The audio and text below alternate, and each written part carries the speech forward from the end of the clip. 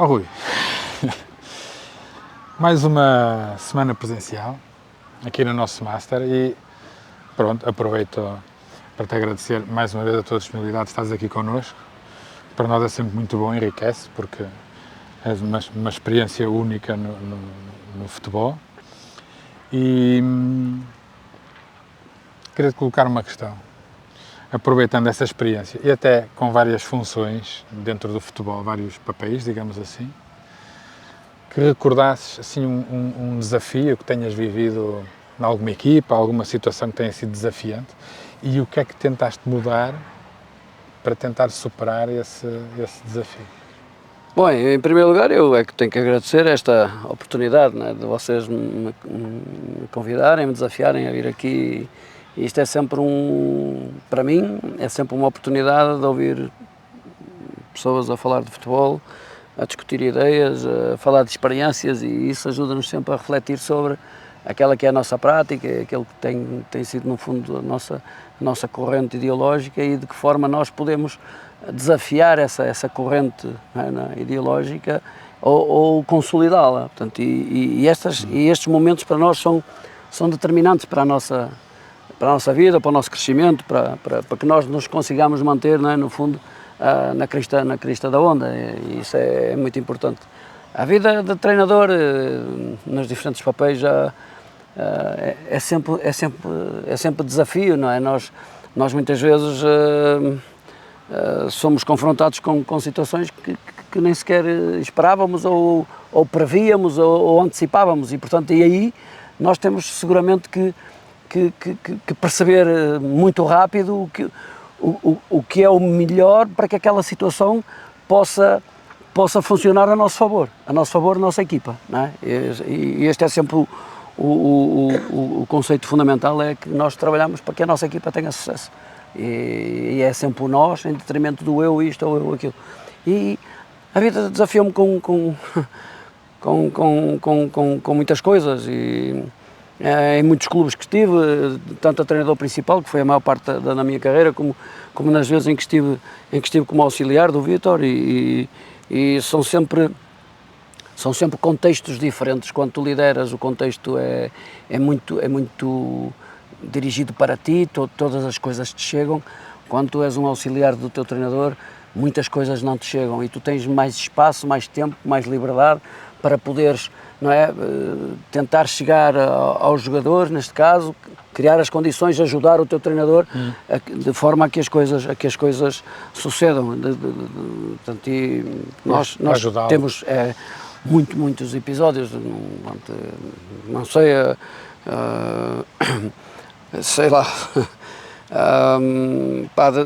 nós normalmente no início dos nossos trabalhos há um ceticismo muito grande à nossa volta em relação à forma como nós apresentamos as nossas ideias e à forma como nós começamos a treinar, e os jogadores vêm de realidades distintas e para eles muitas vezes aquilo é um choque. Então as estratégias que nós utilizamos, ou a forma como nós às vezes tentamos chegar a eles, no princípio parece um pouco absurda. Eu dou um exemplo. Primeiro começamos a treinar, ao terceiro dia nós vamos jogar e de preferência com equipas de um patamar superior, que nos desafiem. E quando nós dizemos aos nossos jogadores que vamos jogar períodos de 15 minutos e saem 11 ao fim de 15 minutos e entram outros 11, e nós fazemos isto 3 vezes, em que cada grupo de jogadores faça no final 45 minutos repartidos por 15 minutos, pois. Isto para eles é um absurdo, não é? Não faz sentido. Mas depois, na continuidade e com a forma como nós lhes explicamos isto e também aquilo que eles vão sentindo, não é? As coisas começam a fazer algum sentido para eles. Nós, quando experimentamos isso pela primeira vez, trabalhávamos juntos, eu e o Miguel, e até nós estávamos expectantes sobre se isso funcionaria ou não. E foi uma descoberta extraordinária, que resultou e que depois nós transportámos para os desafios seguintes e para as outras equipas, mas já com a confiança daquilo que tinha acontecido, sempre procurando melhorar, mas a essência de o que sustentou a nossa decisão e aquela experiência acabou por consolidar no fundo tudo aquilo que nós queríamos. Isso até leva-nos para um tema que é o período pré-competitivo, não é? Como chama o professor Vítor Frade, não gosta muito da pré-época. Eu também não. Por isso nós começamos a competir logo no primeiro dia. Pois, e pode ser um tema que até tem uma abordagem muitas vezes oposta ao que alguns jogadores estão muito habituados. Completamente. Como é que vocês conseguem, às vezes, dar a volta àqueles jogadores que até podem ser um bocadinho mais teimosos no sentido de ser contra os seus hábitos e as suas vivências? Esse é outro desafio que ninguém fala, que nem ninguém está disponível, que é o perceber o contexto, e muitas vezes o contexto cultural, e muitas vezes os hábitos que estão instituídos, e de que forma tu chegas a esse contexto, ou quebras, ou pegas no que está instituído e começas, não é, a levar as coisas para aquilo que tu acreditas. E esse é um trabalho moroso, coerente, desafiador, que vai ter avanços e vai ter recuos, faça aquilo que os jogos nos venham dizendo, porque sempre que as coisas correrem mal, no fundo a desculpa nunca vai estar no posicionamento, no desempenho, vai estar sempre na metodologia, nas coisas que nós fizemos e que contrariam no fundo aquilo que eles estavam habituados a fazer. Portanto, nós temos que lhes saber dar as coisas que na cabeça deles eles estão habituados da maneira que nós pretendemos. Portanto, isso também é um desafio extraordinário. E se calhar também valida um bocado essa nova abordagem, digamos assim, o facto deles terem sensações muito boas, de se sentirem sempre frescos, sempre disponíveis. Evidente. Com resultados positivos, até de uns treinos para os outros, umas semanas para as outras. Isso ajuda. Sim, mas isso tem sempre a ver, numa primeira fase, que é o período em que nós chegamos e as coisas começam a acontecer de uma forma diferente do que eles estavam habituados.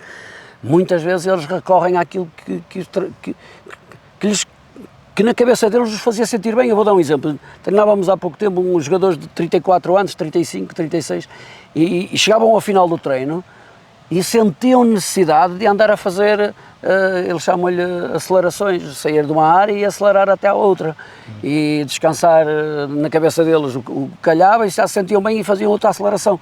Mas fazer isto à sexta-feira ou ao sábado, para eles era importante no sentido de ficarem equilibrados emocionalmente e não ficarem, no fundo, com... Não ser um choque. Exatamente, sinto falta de qualquer coisa.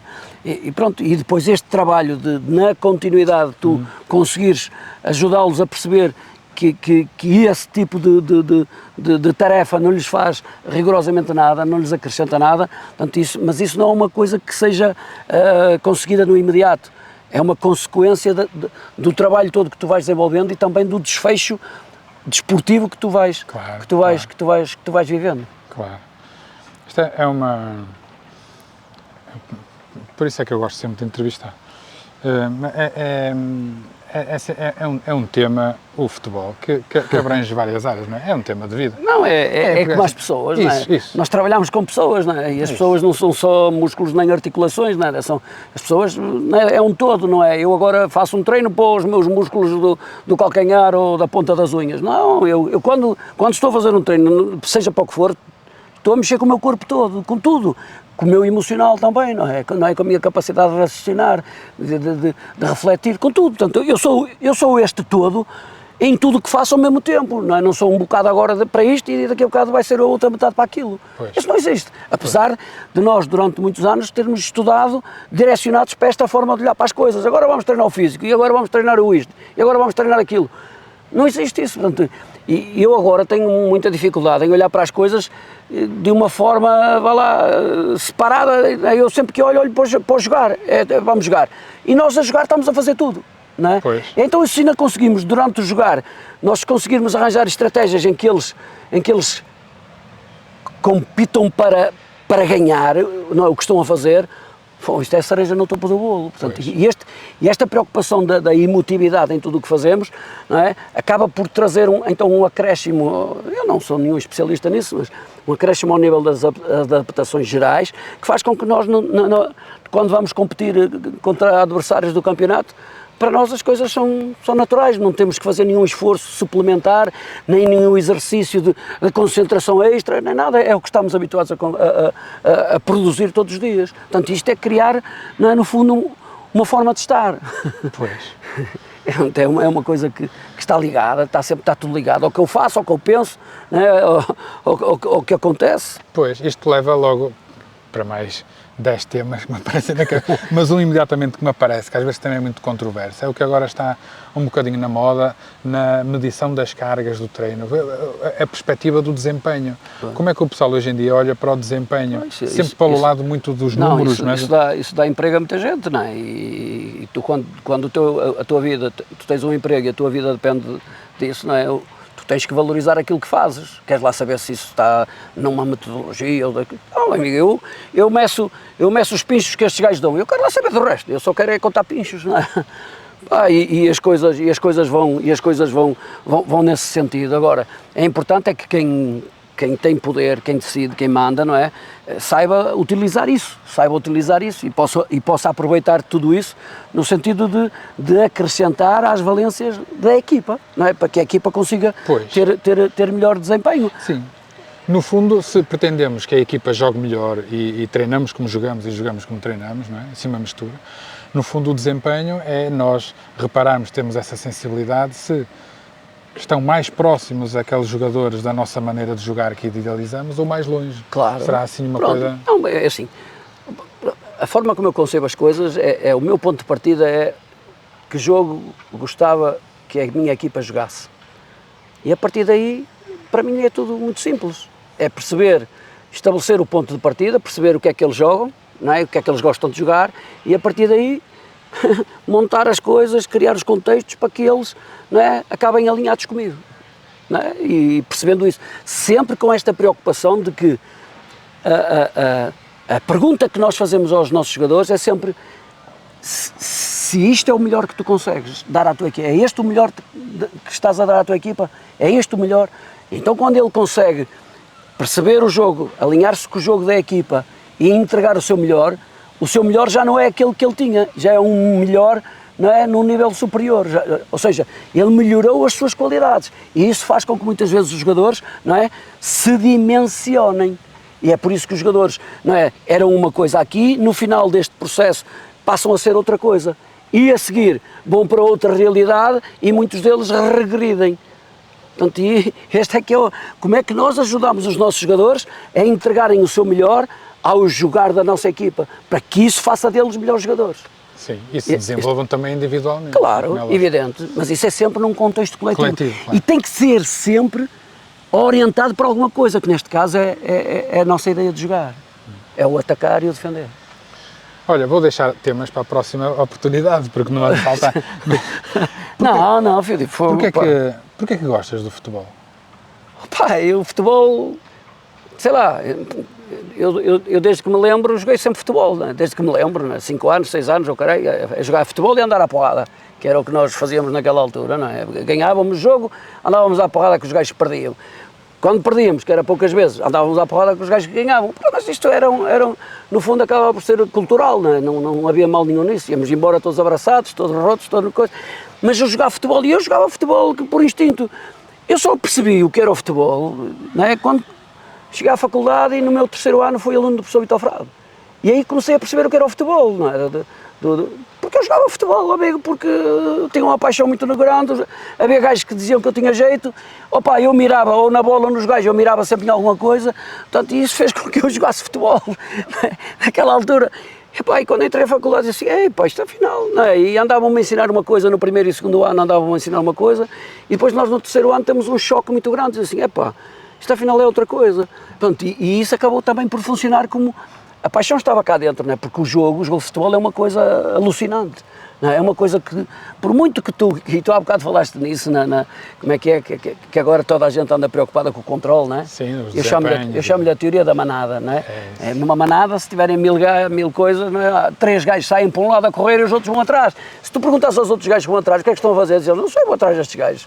Portanto, e aqui no futebol, no treino, hoje em dia anda tudo com a teoria da manada, não é? Anda tudo. Ninguém para pensar, ninguém para experimentar ou para questionar ou para discutir, nada. Amigo, é o que é. Está-se a dar a onda e pronto, e tudo bem. Não está mal, tudo bem, não há problema nenhum. E como é que eu te vou dizer? E como tu perguntaste essa coisa do controlar, se algum dia, que eu acredito que nunca vai acontecer, mas se algum dia chegar a acontecer, que haja um gajo que diz assim, o jogo está controlado, já não é jogo, é outra merda qualquer. Pois. Porque a essência do jogar é descontrolada, é imprevisível, não é? Pronto, é complexa, é uma série de merdas, ainda para mais, quanto mais gajos jogam, mais, não é, mais complexa a coisa se torna. Portanto, e nós temos que ter esta percepção. Então como é que eu ponho estas coisas a funcionar? Não pode ser não é, à luz das marionetes, caralho. Não, tem que ser à luz não é, da consciencialização, mas também da liberdade.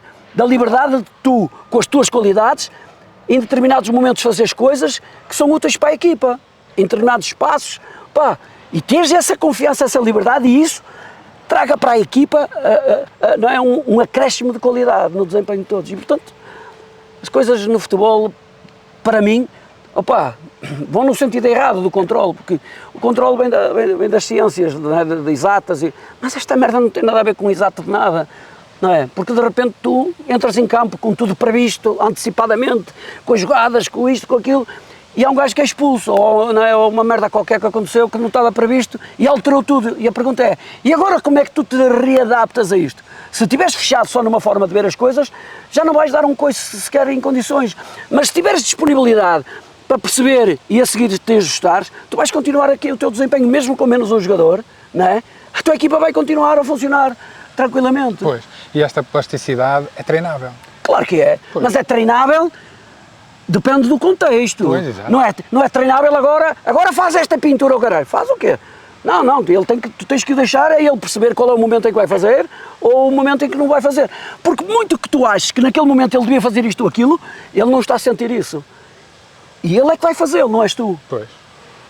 Entendes? Portanto, e nós temos muito este hábito, de, não é? Como agora a manada diz, que a primeira fase de construção, depois tem que ir à segunda fase de construção, depois é a terceira fase de não sei o quê, e quando o gajo passa da primeira para a terceira fase, se calhar o gajo tem que mandar os gajos para trás porque ainda não passaram na segunda, não é? Portanto, e esta merda, não é? E eles andam todos felizes a falar destas coisas, como se tivessem descoberto a pólvora, não é? E isto para mim é o caminho completamente oposto àquilo que é o jogo. O jogo não é nada disto, para mim. Sim. Um bom exemplo que temos agora é o jogo do Real Madrid na final, que no segundo golo ganhou a bola à frente e não vieram atrás para a primeira fase. Nada. Pronto, e às vezes é assim, nós temos o hábito de impor a primeira fase. Opa, e nós às vezes temos um gajo que está em condições de se isolar. Mas não, pá, mas o jogo primeiro tem que ir ali, depois o jogo é marcado antecipadamente. Sim, mecânico. Pá, eu não vejo as coisas nessa perspectiva. Esta é outra das grandes vantagens do futebol, é que cabem as perspectivas todas, toda a gente ganha e toda a gente perde. Agora, a grande vantagem que eu vejo é que nós podemos escolher aquela que tem a ver connosco, aquilo que tem a ver connosco, com a nossa sensibilidade, com aquilo que nos gosta, com aquilo que é importante para nós, não é? Pá, não está bem nem está mal, não. Mas é o que tem a ver connosco. Sim, mas de qualquer modo, para escolher é preciso conhecer no mínimo duas. Só se conhece uma. E experimentar e depois, pá, agora, há gajos que têm 30 metodologias na cabeça deles, entre aspas, não é metodologias, pá, e agora um bocado desta, mais um bocado daquela, pá, e quando as pessoas, e o que é que acha disto? Pá, eu não acho nada, amigo, eu digo, olha, acho que você tem razão, acho que tem razão. Então, como é que a gente vai conversar ou discutir com alguém que tem uma visão destas, não é? É perder tempo nesta altura da minha vida, já é perder tempo. Há 30 anos atrás sentava-me com ele 3 dias a tentar arranjar formas de lhe explicar, porque isso também me ajuda a mim a articular ideias, não é? A articular ideias e arranjar a argumentação. Pá, se calhar agora, pronto, já vivi mais um bocado, a minha disponibilidade se calhar já não é a mesma, não é? Pronto. Mas, pá, eu vejo as coisas um bocadinho, tem a ver comigo, tem a ver com a minha sensibilidade, tem a ver com aquilo que eu gosto, com o jogo que eu gosto, com as coisas que eu consigo fazer para que os nossos jogadores se alinhem connosco e se apaixonem pelo jogo da mesma maneira que eu. Isso tem a ver comigo, tem a ver com a minha intervenção. Portanto, isso no fundo é aquilo que me alimenta, no fundo, que é ajudar os gajos a terem desempenhos extraordinários. Maravilha. Vamos almoçar? Está a ver que não.